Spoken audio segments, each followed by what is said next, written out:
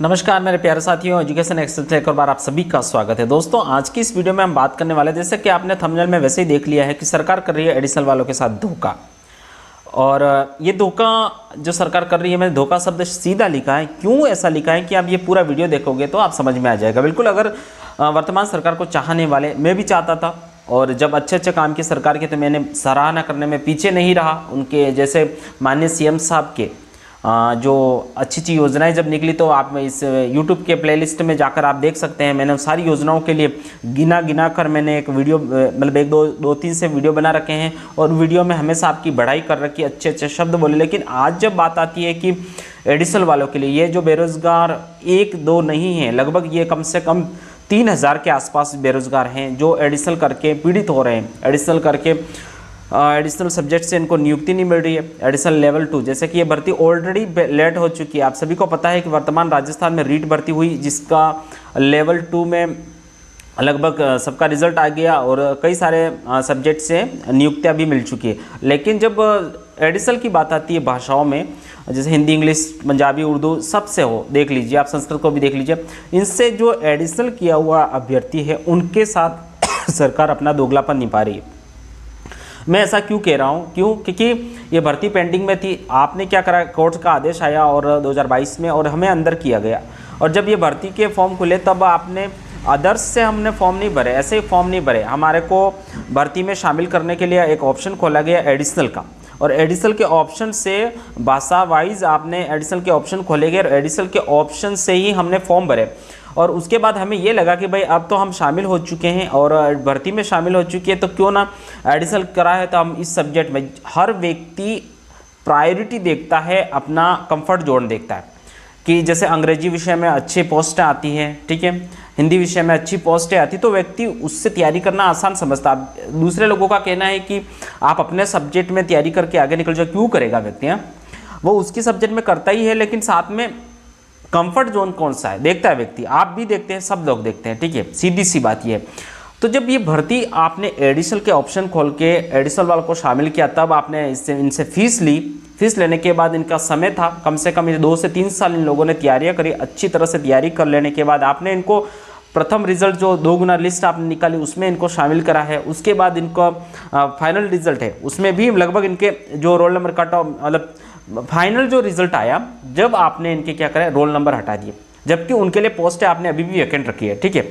तो ये सारी बातें क्यों कर रहे हो आप? नियुक्ति कौन देगा भाई? जब आपने भर्ती प्रक्रिया में शामिल किया, नियुक्ति से अलग से आदेश क्यों लाने पड़े? 2016-18 में ऑलरेडी भर्ती हो चुकी है और उनसे आपने सीधे शपथ पत्र के आधार पर भर्ती में शामिल कर दिया उन लोगों को। तो अभी नए नियम कहाँ से आ रहे हैं? क्यों शामिल नहीं करा जा रहा? अब इस चीज़ के लिए चलो आपने उतना भी कर दिया भाई, भर्ती से हमको बाहर भी कर दिया, कोई दिक्कत नहीं। अब एक कम से कम 1.5-2 महीने हो गए, ये लगभग 2,500-3 हज़ार बच्चे परेशान हो रहे, कभी जयपुर, कभी बीकानेर, कभी बीडी कल्ला जी के आवास के सामने, कभी सीएम साहब से मिलने की कोशिशें कर रही है। राजस्थान के लगभग सारे एमएलएस को हम बेरोजगार लड़कों ने मिलकर पकड़ने की, उनके हाथाजोड़ी करने की, उनसे क्या कहते हैं, उनके हाथ जोड़कर उनसे रिक्वेस्ट किया कि भाई हम लोगों को नियुक्ति दे दो। आप एडिशनल को क्यों नियुक्ति नहीं देना चाह रहे? आप इस बात को समझिए कि इतनी सारी कोशिशें करने के पीछे क्या कारण थे। इस बार की एडिशनल प्रीवियस एडिशनल जैसे भर्तियों से काफ़ी अलग है, आप इस बात को समझना है। अगर अभी भी, मैं अभी सरकार को एक अपने थंबनेल में लिखा है कि सरकार अभी भी, अब सरकार के पास मौका है कि नियुक्ति दे दे, वरना ये जो 2,500 प्लस जो लड़के बेरोजगार हैं, उनके परिवार, उनके रिश्तेदार, उनके जो मिलने वाले हैं, उन सभी से आपके जो आने वाले विधानसभा चुनाव में बहुत ज़्यादा प्रभाव पड़ने वाला है। मैं ये आपको सीधी बात बता रहा हूँ। मेरे को इस YouTube चैनल से कुछ चाहिए था नहीं, अगर ये चैनल बंद भी हो जाए तो कोई दिक्कत नहीं है, लेकिन बात सीधी ये है कि जब आप बेरोजगारों के साथ अन्याय कर रहे हैं तो बोलना बहुत ज़्यादा ज़रूरी है। आपने जब अच्छे काम किए तब भी बोला गया, आप जब आप सुन ही नहीं रहे, आप बिल्कुल आप सुनना चाहते नहीं, आप हमेशा लड़के सब लगभग सभी एमएलएस के पास गए, सभी ने हमको आश्वासन दिया कि भाई भर्ती में शामिल करेंगे, लेकिन आपने ये एडिशनल का ए तक आपका था मुंह से निकला नहीं, नियुक्ति का नी तक आपके मुंह से निकला नहीं, तो आप क्यों नियुक्ति नहीं देना चाह रहे? आपके हाथ में सब कुछ है, आपको समझाया गया, बाकायदा आपको ड्राफ्टिंग बनाकर दिखाई गई कि एडिशनल क्या है, नियुक्ति आदेश कब आया गया, पहले वाली एडिशनल क्या थी, अभी वाली एडिशनल क्या। पहले वाली एडिशनल क्या है मैं आपको बता दूं भाई, पहले वाली एडिशनल में एक ही एग्जाम होता था, आप सभी को पता है, रीट होती थी, जिसमें 30 नंबर के सब्जेक्ट के प्रश्न उत्तर होते थे और जिसे पास करके बंदा उसके बेस पर आपको लैंग्वेज सेलेक्ट करके एडिशनल से लगा है और लग भी गए, मतलब 2016-18 में लगे हुए लड़के, अब वो प्रोबेशन खत्म हो चुका, स्थायीकरण हो चुका और वो अच्छी तरह से नौकरियां कर रहे हैं, ठीक है।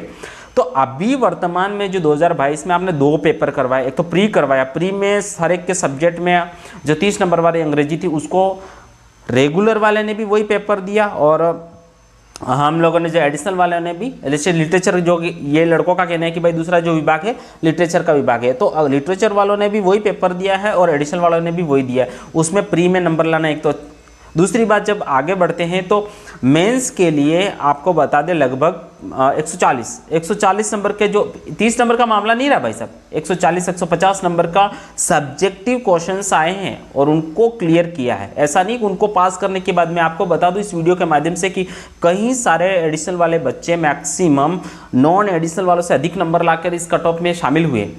इतना सब कुछ हो जाने के बाद आपने 2 पेपर क्यों करवाए? जब आपको लग रहा था भाई सिंगल पेपर से ही काम हो रहा है, तो जब 2 पेपर करवाने के बाद सब्जेक्टिवली बच्चे अच्छे नंबर लाए हैं, पास करके लाए, तो आप नियुक्ति देने में क्यों पीछे हो रहे हैं?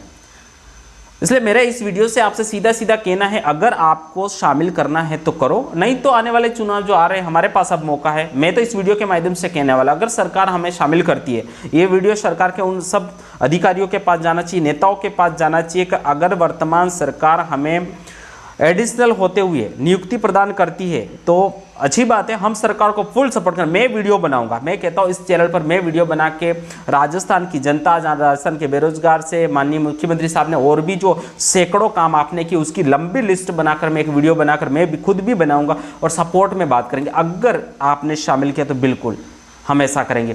और हमारे परिवार, रिश्तेदार, हमसे कोई एक व्यक्ति जुड़ा नहीं है भाई साहब, परिवार से मतलब बहुत सारे लोग जुड़े होते हैं, आप समझते हो। 2500 प्लस, मतलब आप एक लड़की कोई खड़ी होकर कह देती कि साहब हमारे कॉलेज में पीजी नहीं है, तो आप उसकी मांग को पूरा कर लेते हो। आपने महिलाओं के लिए बहुत अच्छे अच्छे काम किए, तो आपको आज जो एडिशनल से संबंधित पीड़ित महिलाएं क्यों नहीं दिख रही है? कई सारी बहनें अपने बच्चों को लेकर धरने पर बैठने गई, कई सारे अनशन पर बैठने चले गए, कई सारे लोग भटक रहे, दर दर भटक रहे, जयपुर, कभी जोधपुर, कभी बीकानेर, कभी हर एक जिलों में एमएलएस के पास जा रहे हैं। आप वो भी देखिए ना, आप सभी बेटी बचाओ बेटी बढ़ाओ का अभियान चलाते हैं, हमेशा बेटियों के लिए अच्छे काम करते हैं, तो वहाँ पर भी आपको देखना है। तो इसलिए अगर आप इस भर्ती में एडिशनल वाला को शामिल करें तो हमारा पूरा सपोर्ट रहेगा। ये जो 2500 मतलब लगभग जितने भी एडिशनल वाले सभी आपको वोट देंगे, ये बात तो साफ है, ध्यान रखना। अगर आप शामिल नहीं करते तो बिल्कुल आप आने वाले चुनाव में इसका प्रभाव देख पाएंगे। क्योंकि ऐसा मैं क्यों कह रहा हूँ, मैं इसलिए कह रहा हूँ कि हम लोगों ने कोई गुनाह नहीं किया।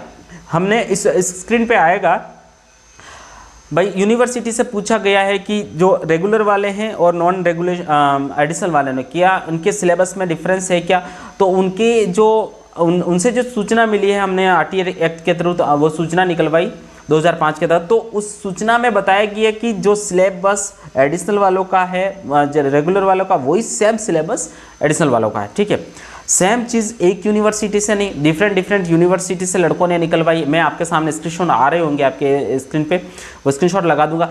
यूनिवर्सिटी ने भी माना है कि भाई सेम सिलेबस है, ठीक है, जो पढ़ रहे हैं एडिशनल, नॉन रेगुलर और एडिशनल पढ़ रहे हैं वो सेम सिलेबस है, परीक्षा भी सेम होती, सेम पेपर पास करते हैं, सब चीज़ सेम है। तो फिर क्या दिक्कत क्या है भाई? नियुक्ति क्यों नहीं दे रहे हो आप?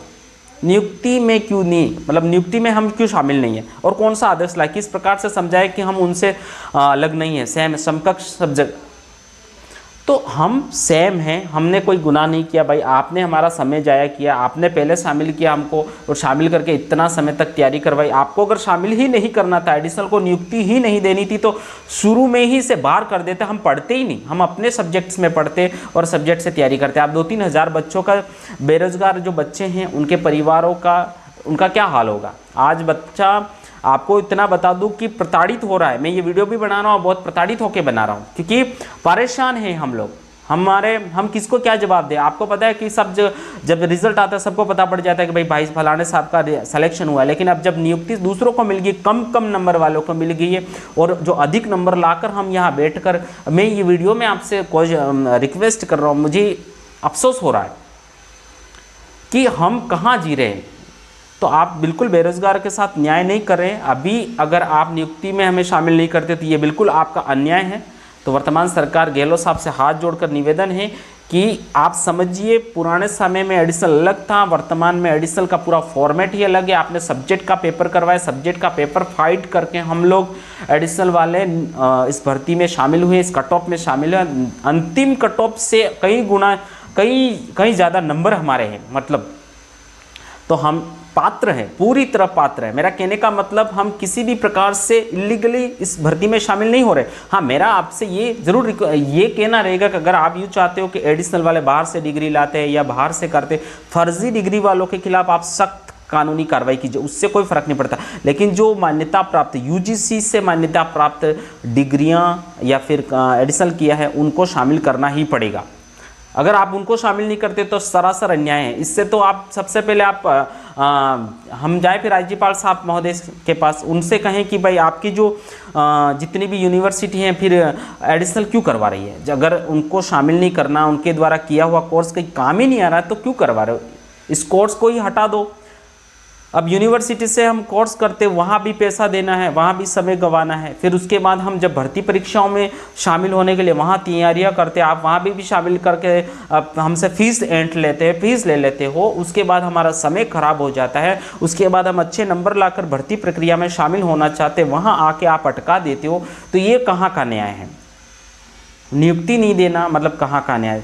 सो आपसे निवेदन है, हमने कोई गुनाह नहीं किया। अंतिम बार निवेदन है कि राजस्थान सरकार चाहे तो अभी भी कुछ कर सकती है। अभी भी ऐसा नहीं कि अभी आप ये कह दो कि आचार संहिता लग चुकी है, सरकार क्या कर सकती है, ऐसा कुछ भी नहीं है। जैसे कि जो भी संस्थाएं निदेशालय में बैठे, आरपीएससी में बैठे या कहीं भी जो आरएसएम एसएसबी में बैठे, वो सारे आपके ही नुमाइंदे सरकार के एक इशारे पर काम करते। इतना आज का शिक्षित ये बेरोजगार युवा समझता है। आपके एक फ़ोन कॉल से, आपके एक हाँ कहने से हम लोगों को, हमारे परिवारों में खुशियाँ आ सकती है, बस आपके एक हाँ कहने से। तो ये नुमाइंदे सब आपके ही हैं। सो किसी एक संस्था विशेष के अध्यक्ष या उपाध्यक्ष के ना कहने से या सिस्टम के ना कहने से कुछ भी नहीं होता। अगर आज आप भले संस्था में नहीं है लेकिन आपके एक फ़ोन कॉल से काम हो सकता है। इसलिए मैंने कहा कि अभी भी सरकार चाहे तो हमें शामिल कर सकती है और आने वाले चुनाव में अपना फ़ायदा ले सकते हैं। सीधा सा हिसाब है, आप हमें शामिल करो, हम आपको वोट देंगे। हमारे लिए तो वर्तमान आपकी भी वैकेंसी निकली हुई है, फिर याद रख लेना कि बताए नहीं बोलेंगे।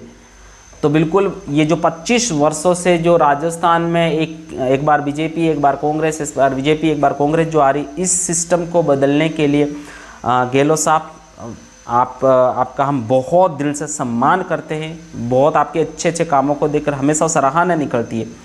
तो मेरा और बीडी कल्ला जी, शिक्षा मंत्री जी साहब, आपके पास तो 8-10 बार बच्चे आ चुके हैं। आपने एक भी बार बेरोजगार की बातों को दिल से समझने की कोशिश नहीं की। अगर आप समझे होते तो आपने हाँ कर ली होती, अभी तक तो नियुक्ति दे दी होती। तो आप भी इस चीज़ को समझने की कोशिश करें कि जो 2022-23 वाले एडिशनल वाले हैं, they are different from the previous. So you must understand what we are requesting to you. So please हमें इस नियुक्ति में शामिल कीजिए और हम आपको बिल्कुल बहुत सपोर्ट करेंगे। दोस्तों इसी बीच में आपको एक चीज़ बताना चाहता हूँ कि कितने लड़के हैं। आपको लगता हो कि ऐसे झूठ मूठ के मतलब 2500 प्लस बता दिया गया है। तो आपको आपकी इस स्क्रीन पर आ रहा होगा कि जो प्रोविजनल की जो लिस्ट है, आप वहाँ से देख सकते हैं। सरकार के अधिकारी उस चीज़ को वहाँ से देख सकते हैं कि भाई ये जो 2500 प्लस बच्चे बता रहे हैं ये ज़्यादा है। लगभग 2754 या कुछ इतने प्रोविजनल में आपने डाले हर एक सब्जेक्ट में। बता दूं, अंग्रेजी के बता दूं तो 968 आपने नॉन टीएसपी में प्रोविजनल में डाले हैं, 688 टीएसपी में डाले हैं, संस्कृत में 113 नॉन टीएसपी में। तो उसके लगभग आप मान लो 50% तो बी एडिशनल वाले से, 230 उर्दू से हैं नॉन टीएसपी में, 6 टीएसपी से हैं, 111 सिंधी से, 141 पंजाबी से, 500 हिंदी की बात करूँ 500 नॉन टीएसपी से, और उससे ही ज़्यादा कुछ टीएसपी में। तो इतने सारे ये जो बच्चे हैं, लगभग ये जो 2-2,500 का 3,000 का मामला, मतलब मैंने 2755 टोटल प्रोविजनल लिस्ट में शामिल है। अब 2755 का भी अगर आप सीधे सीधे गणित लगाओ ना, तो 70% वही बच्चे हैं जो एडिशनल से हैं और अंतिम कट ऑफ से अधिक नंबर हैं, उनकी पोस्ट वैकेंट है। सो आपसे रिक्वेस्ट यही है कि ये इतने सारे बच्चों का देखो, आप कम से कम एक बच्चा नहीं डिमांड कर रहा है, ये इतने सारे बच्चे डिमांड कर रहे हैं। ये उनकी मांग वैलिड है, वो सही तरीके की मांग कर रहे हैं, उनको नियुक्ति दी जाए और जल्दी से स्कूलें दी जाए, बात सीधी सी खत्म। हम इतना समय बार बार नहीं दे सकते, बार बार परेशान नहीं हो सकते। हम परेशान हो चुके हैं, हम प्रताड़ित हो चुके हैं, और आप हमें शामिल करते आपकी मर्ज़ी के हिसाब से, और आप अपने हिसाब से हमें फ़ीस भी भरवा देते, तैयारी करने के लिए समय भी देते हैं, और हमारे रिज़ल्ट भी निकालते हैं, और लास्ट में जब आप हमको नियुक्ति की बात आती है तो आप अपने हाथ पीछे कर लेते हैं। फिर हम बच्चा करेगा क्या? देखो, आपके इस नीतियों से कई सारे बच्चों की जानें भी जा सकती हैं। मैं ये शब्द बोलने नहीं चाहिए, लेकिन मैं खुद प्रताड़ित हो रहा हूँ। इसलिए बच्चों के मानसिक स्थितियाँ खराब हो चुकी है, बच्चे परेशान होकर इतने प्रताड़ित हो चुके हैं कि उनके पास कोई सहारा बचा नहीं है। अब वो अपने जीवन लीला को मिटाना चाहते हैं, ऐसे कई सारे लोग हो चुके हैं। ये बात गलत है मेरी इस वीडियो से। कोई भाई ये चीज़ ना समझे कि मैं इस चीज़ के लिए उकसा रहा हूँ या ऐसा बोल के उत्साहित कर रहा हूँ, बिल्कुल गलत बात है। अपना परिवार भी है, लेकिन बात ये है कि ऐसी चीज़ों से, सरकार की ऐसी बातों से, सरकार के ऐसे कामों से, या कभी हमें बिना कारण से नियुक्ति से वंचित कर देने से बिल्कुल ऐसी स्थितियाँ बन जाती है। तो ऐसी मानसिक स्थितियाँ नहीं बनाएं। वर्तमान में सरकार की भी वैकेंसी आई हुई है, आप उस बात को समझो कि आपकी वैकेंसी में अगर ऐसा चीज़ होती है तो आपको कैसा बुरा लगेगा। तो हम लोग तो कई गुना पात्र हैं, हमने सिलेक्शन लिया है, हमने 2 गुना में शामिल हुए, सिंगल गुना की कट ऑफ से कई नंबर हमारे ज़्यादा है, तो हमें प्लीज़ भर्ती में शामिल कीजिए। सो यही है। और एडिशनल वाले जितने भी साथी इस वीडियो को देख रहे हैं, प्लीज़ वीडियो आप ज़रूर देखते हैं, सब्सक्राइब नहीं करते। मैं एक ऐसा यूट्यूब चैनल वाला, क्योंकि मैं क्यों यूट्यूब के ये एडिशनल के पक्ष में बात करता हूँ, क्योंकि मेरा खुद का एडिशनल है, और जिसके तहत मेरा 2nd ग्रेड में और 3rd ग्रेड में दोनों में सिलेक्शन हो रखा है। और एडिशनल के होने के कारण हम लोग इसकी नियुक्ति नहीं ले पाएंगे, तो दुख बहुत बड़ा होता है। तो ये दुख मैं समझ सकता हूँ। तो एडिशनल वाले ज़रूर इस वीडियो को आप लाइक करें, शेयर करें, और इतना शेयर करें कि ये चैनल को सब्सक्राइब भी करें, और ये वीडियो लगभग सरकार के उन आला अधिकारियों के पास जाए जिनको ये समझ में आए कि नहीं, बच्चे कहीं ना कहीं विरोध करें। मैं तो सीधा ही लिखा है कि अगर आप सपोर्ट नहीं करते तो हम बदला लेंगे, और आप अगर सपोर्ट करते हैं तो हम साथ देंगे, दिल से साथ देंगे। और मैं तो कह रहा हूँ, मैं तो सोशल मीडिया पे वीडियो बनाकर आपके लिए साथ देने की गुहार लगाऊंगा। तो मिलते हैं एक नए वीडियो में। अगर आपको इस वीडियो में किसी को बुरा लगे, पार्टीवादी बातें नहीं कर रहा हूँ मैं, कि कोई पार्टीवादी वादे करता नहीं, ना कांग्रेस का सपोर्टर हूँ, ना बीजेपी का सपोर्टर हूँ। मैं तो उनका सपोर्टर हूँ जो बेरोजगारों के साथ हो, जो शिक्षा के साथ हो, जो काम करते हो रिलेटिव में, उनके साथ हैं। सो मिलते हैं एक नए वीडियो में, तब तक के लिए शुक्रिया। जय हिंद, जय भारत।